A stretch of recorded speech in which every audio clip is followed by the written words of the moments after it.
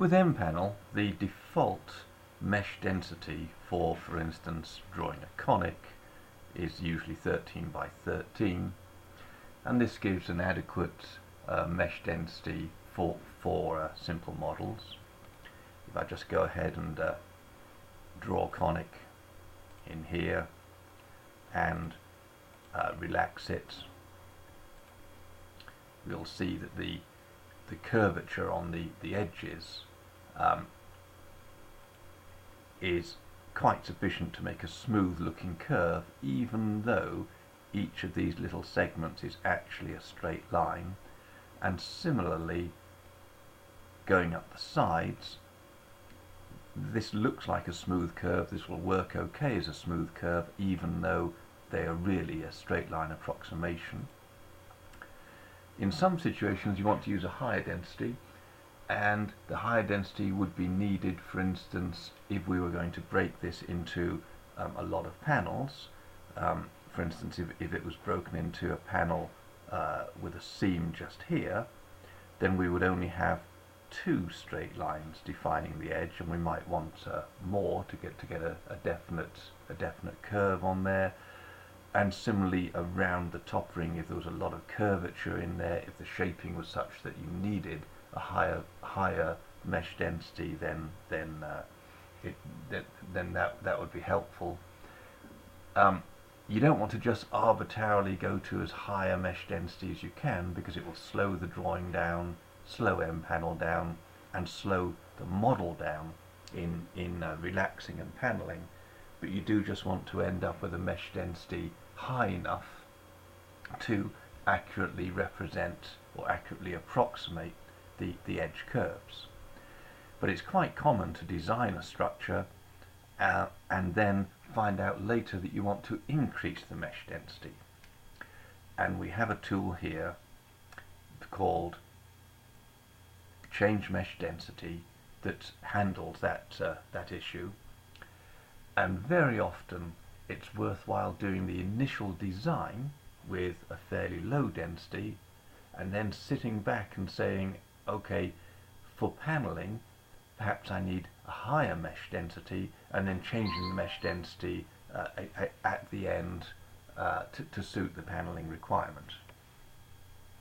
The basic operation of the mesh density tool is very straightforward, that you just take the mesh. You can change the mesh density, and the simplest way of doing it is to double it in MSurf and NSurf.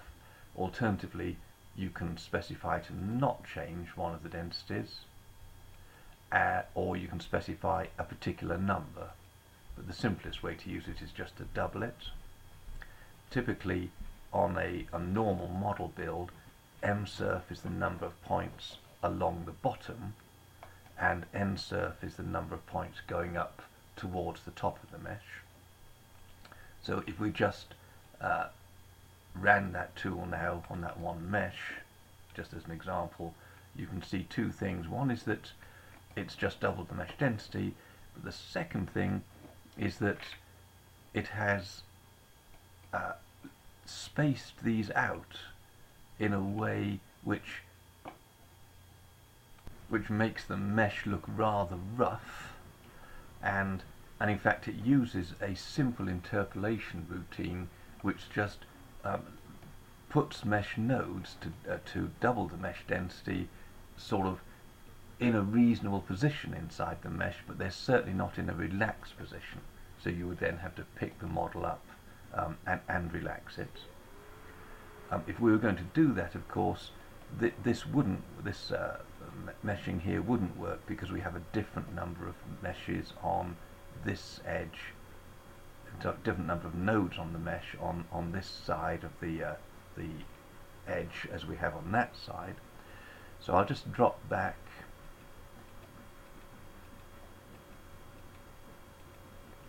and mesh and double mesh all four of these.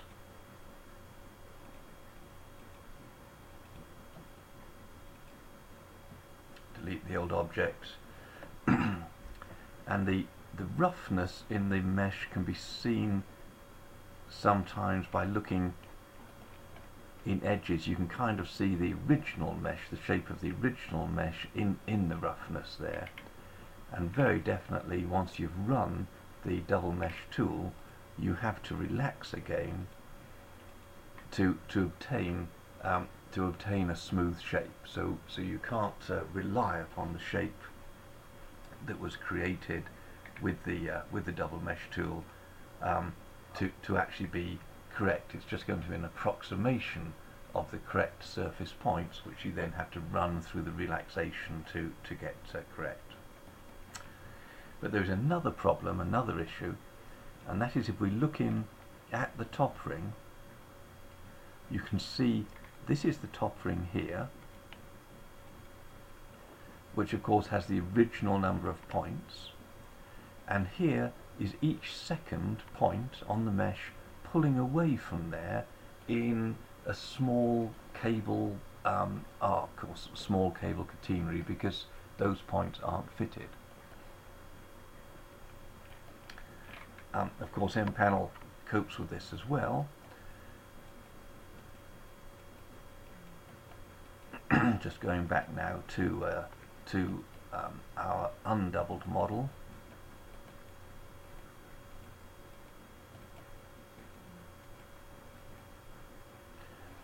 In that if you select the 3D poly and the meshes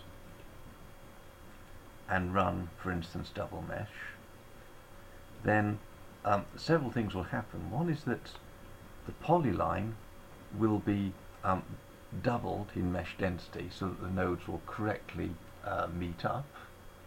But the second thing is that MPanel will recognize that that polyline was meant to be an approximation to a curve, and instead of doing a doubling by interpolating between 2 points, it will do a doubling based on the shape of the curve that fitted in there. And so what we can do is run the double mesh density tool. At the top now we've actually got 2 polylines. This is the old polyline, which skips every node, and in here there's the new polyline, which covers every node. I would usually delete the old polyline just to keep the drawing clear, but it doesn't do any harm to just sit there.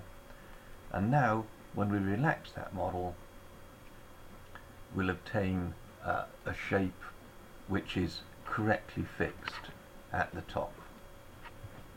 I'll just zoom in here. A little bit confusing because we've got the old polyline there which is skipping every node. I'm just going to delete that, but you can see that the top of the top ring here, the top of the mesh, is fixed in a curve all of the way round. If the 3D poly which you've selected at the same time as the meshes isn't recognized as a curve, in other words, if it is some arbitrary shape that perhaps has been drawn in, or a straight line, then the extra points will be put in a straight line along the edge rather than in a curve. And sometimes that's the correct thing to do, sometimes it isn't. So it means that you do have to inspect the results after the double mesh to make sure that it is correct. But it is a powerful tool and enables building up quite high density models where the initial design can be done with a normal sort of low density model, and then the final high density model to be used for perhaps paneling or rendering can be created fairly easily. If you're taking the mesh design into FEA, on complicated models we often have to reduce the mesh density.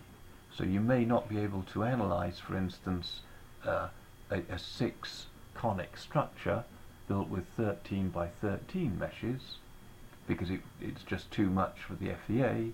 But if you reduce them down to perhaps 9 by 9 meshes, then we would obtain adequate results. So that summarizes the different uses of the Change Mesh Density tool, and hopefully will help you with your modeling.